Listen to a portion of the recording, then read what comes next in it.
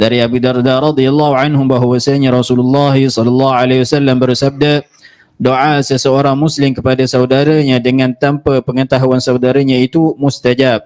Pada kepala seseorang muslim itu ada malaikat yang diberi tugas di mana bila ia mendoakan baik kepada saudaranya, maka malaikat yang diberi tugas itu mengucapkan, semoga Allah mengkabulkan, dan untukmu juga seperti itu. Riwayat Muslim.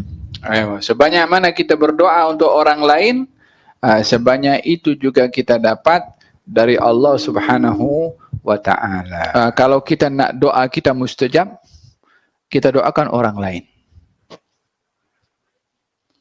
Apa yang kita doakan untuk orang lain, itu juga yang Allah akan beri kepada kita dengan doa malaikat pada kita.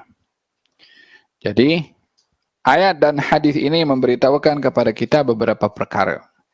Yang pertama, keutamaan mendoakan orang lain tanpa sepengetahuan orang yang didoakan.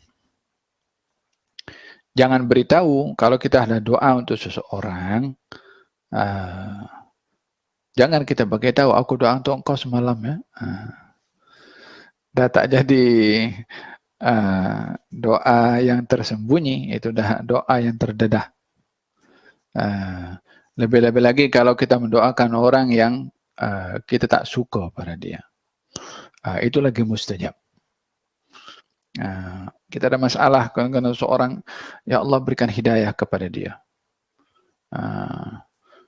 Faham dong?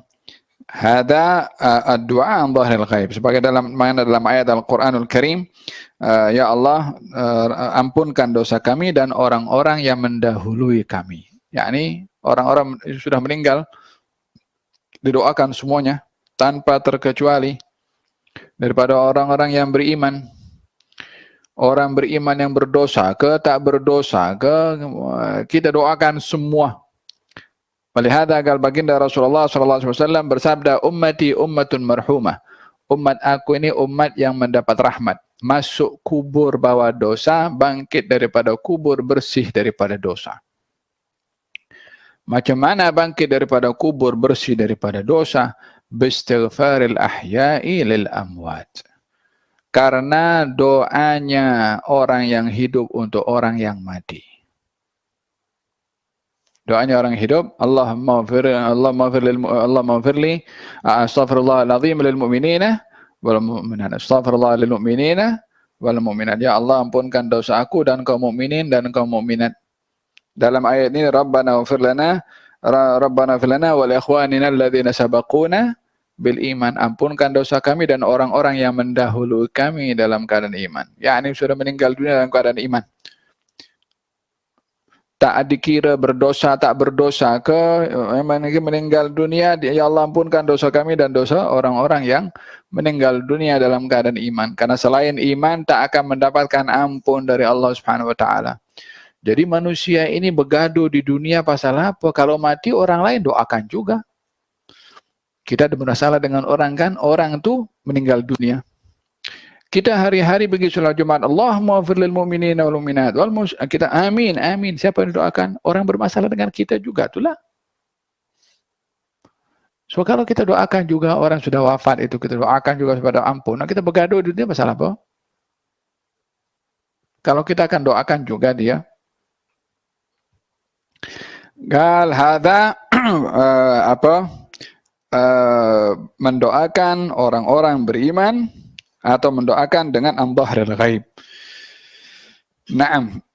Kemudian dalam doa ini bila meminta doa kepada Allah Subhanahu wa taala memulakan dengan dirinya terlebih dahulu dan orang lain.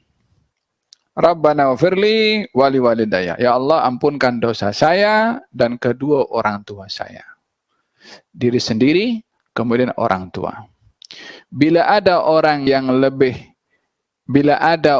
yang perlu untuk didoakan oleh kita, secara ghaib tidak diketahui, maka orang yang paling layak untuk didoakan. Dan doa itu mustajab karena yang didoakan tidak tahu adalah orang tua kita yang kita doakan.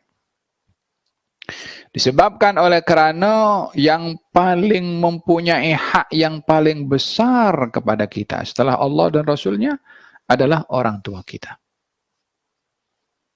Oleh sebab itu, kata Sayyidina Abu Hanifah mengatakan, setiap kali selepas solat, saya doa untuk orang tua saya dan guru saya. Orang tua dan guru. Orang tua yang menjadi sebab kelahiran, guru yang menjadi dia sebab kenal Allah, kenal hukum hakam. Nah, hada doa an dhahri al-ghaib. Dikatakan doa an dhahri al-ghaib ini mustajab disebabkan oleh kerana doa itu semakin tersembunyi, semakin ikhlas, semakin dekat dengan kabul. Walihada dianjurkan kalau berdoa dengan senyap-senyap. Dan doa an dhahril ghaib untuk orang lain ini mustajab sebab kita mendoakan orang. Selalunya orang kalau berdoa adalah untuk kepentingan diri sendiri, tapi mendoakan orang ini, maka karena dia mendoakan orang lain, di mana setiap orang bila berdoa selalunya adalah untuk dirinya, tapi ini mendoakan orang, maka doa ini mustajab disebabkan oleh kerana belas kasihannya untuk orang yang didoakan, sehingga doa itu menjadi doa yang dimakbulkan oleh Allah. Lebih daripada itu, yang dimakbulkan bukan hanya orang yang didoakan, tapi yang berdoa juga. Kita doa untuk orang lain, malaikat doa untuk kita. Pastinya doa malaikat untuk kita lebih mustajab. Karena doa malaikat tak pernah berdosa. Jadi kita doa, ya Allah berikan ilmu kepada si fulan, tambahkan darjat si fulan. Malaikat kata, engkau pun sama. Ya Allah berikan kekayaan kepada si fulan, harta yang barakah dan tak terkena fitnah dengan kekayaan. Malaikat mengatakan, engkau pun juga sama. Faham dong? Jadi nak ke doa kita mustajab, doakan untuk orang lain. Minta untuk kita mendapatkan keberkatan dalam kehidupan rumah tangga, doakan rumah tangga orang lain. Allah.